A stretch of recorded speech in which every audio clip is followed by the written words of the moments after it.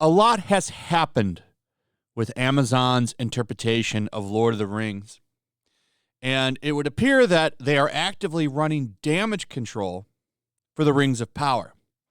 A content creator who goes by the name Disparu, this is his video right here actually, Disparu, put a little bit of time in and noticed that they are actively deleting comments from the trailer now. In fact, it would appear that they have deleted 22,000 of them. So Amazon is running damage control. Bounding into Comics has written all of this up. And you can see it right here. Here's the original. So this is one of his older videos. And you could see at the time, there was 82,000 comments on the video. Now, there's less than 60,000. Actually, it's went back up. But at the time, it was at 59,000 comments. Now, you can see it right here, too. It's down to 60,855. So it's went up a little bit. People back here putting the comments back on there that have been deleted. Now, I would love to see the comments that have been deleted, but unfortunately, we don't have access to those. But it's just funny. They are very well aware of what's going on. That's what this tells us. I mean, it was obvious they were, but now we know for sure they are going through the comments and they're running damage control. Imagine sitting there going through 80,000 comments and cherry picking out, so they just get rid of a bunch of the quote comments, or did they get rid of real criticism? It's tough to say.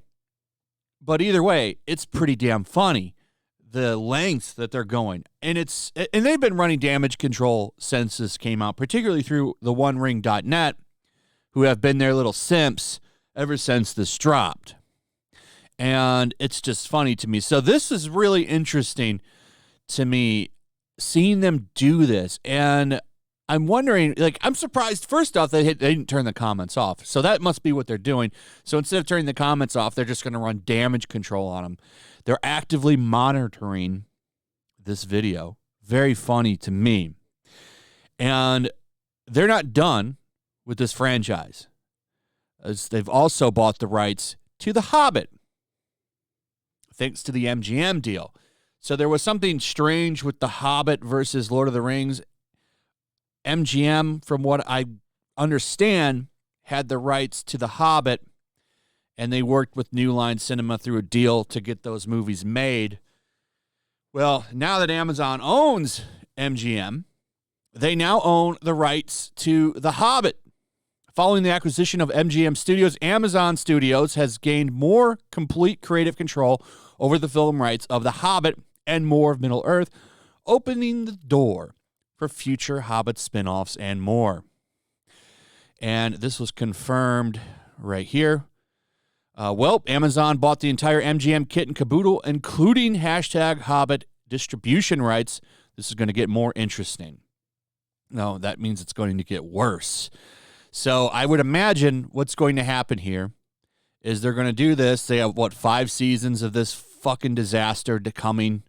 And then after that's done, they're probably going to adapt The Hobbit into an Amazon Prime show.